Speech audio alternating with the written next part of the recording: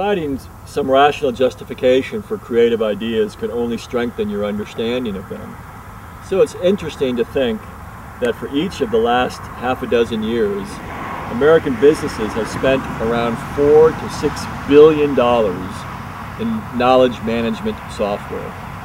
Knowledge management software are these large enterprise-wide systems that collect information, collect data, collect transactions from all around the organization, order them, relate them to each other, send them up to executives in reports, and hope that executives learn something new about the company by seeing perhaps some fresh relationships between these various discrete acts. Story, as far as I'm concerned, is the only universal knowledge management technology there is.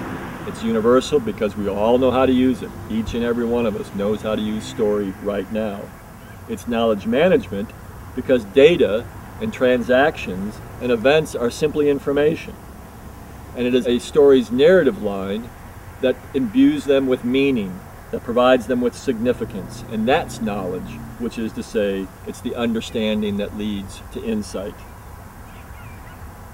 One of the stories that I tell my students about how Story serves as knowledge management technology is to talk about Donald Schoen, a former MIT professor who was a student of organizations in the 60s when all of a sudden the rapidity of change was so great. After the slow process of change in the 30s, 40s, and 50s, boy, all of a sudden it sped up in the 60s.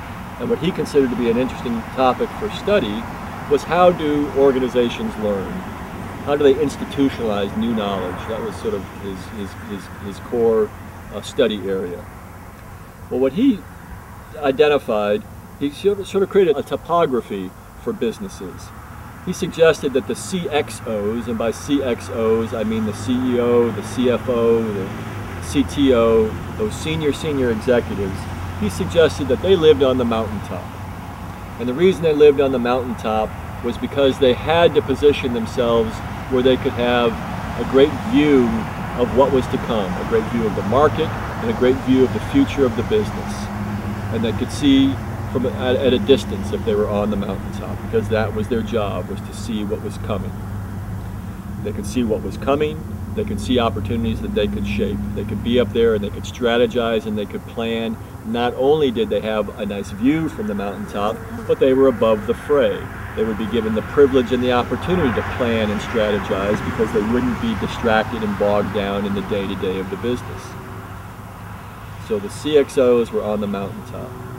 In his topography for business, the rest of the company he identified as the swamp.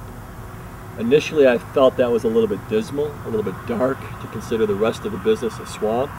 But as he goes on to talk about why he considers it a swamp, I bought into it. Because yes, indeed, there are very short sight lines. And yes, indeed, things that you don't see will trip you up.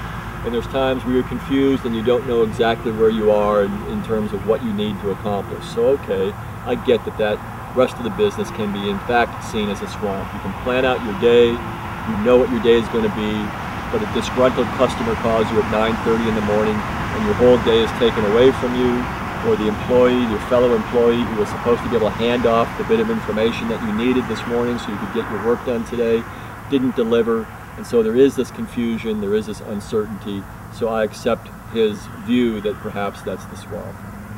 Well, what he appreciated was that these great plans, these great ideas, these great strategies that are being created on the mountaintop have got absolutely no value when they're simply on the mountaintop.